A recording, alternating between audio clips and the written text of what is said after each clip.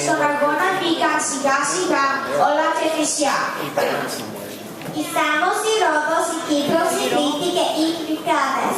Με την Γενναία αγώντισαν την Μύκονου κοιμάντο Μαυρογένο. Στον Γενναίο αυτό αγώνα προσθέθηκε η Υιός. Το 1822 οι Τούρκοι την έκαψαν.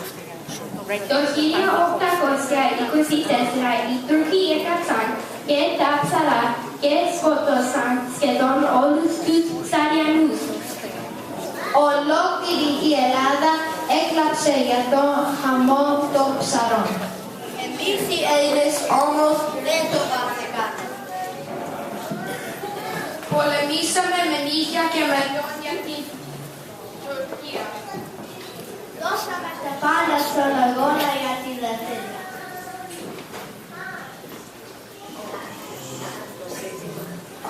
Το ζήτημά μας ήταν πάντα ένα. Ελευθερία ή θάνατος!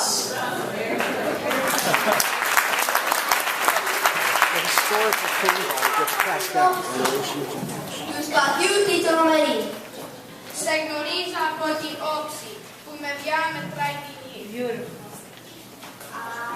Από καταλαβαίνει το γελίο γελά και σαν πρώτα ανιωμένη χαίρο ελευθερία και σαν πρώτα ανιωμένη χαίρο ελευθερία και σαν πρώτα ανιωμένη χαίρο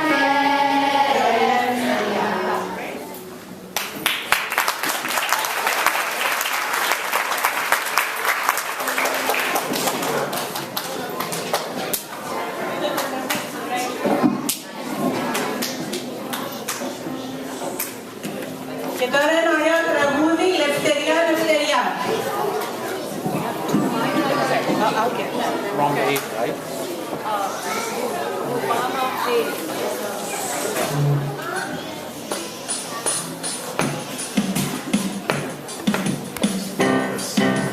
Doesn't pick it up down there. Doesn't make a difference.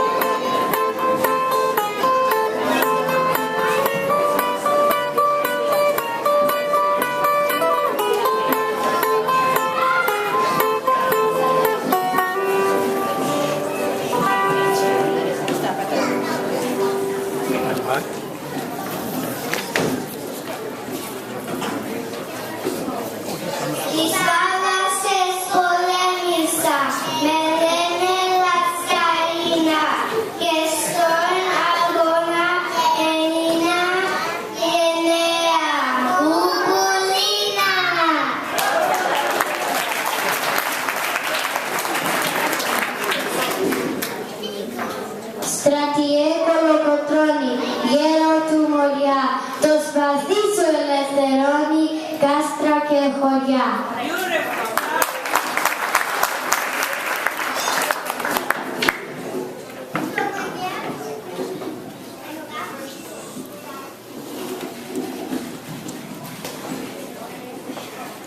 Τούτη η όμορφη στολή που μου βάλε η γιαγιά μου, μου ταιριάσε τόσο πολύ και χαίρεται η καρδιά μου.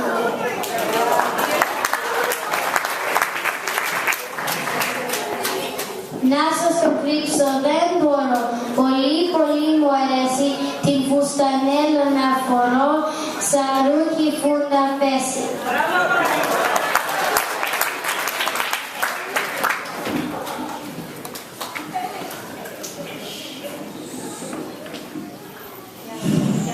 Γι' αυτό στην σημερινή γιορτή που είναι πιο μεγάλη, στολιστικά και ακόμη τόσοι άλλοι.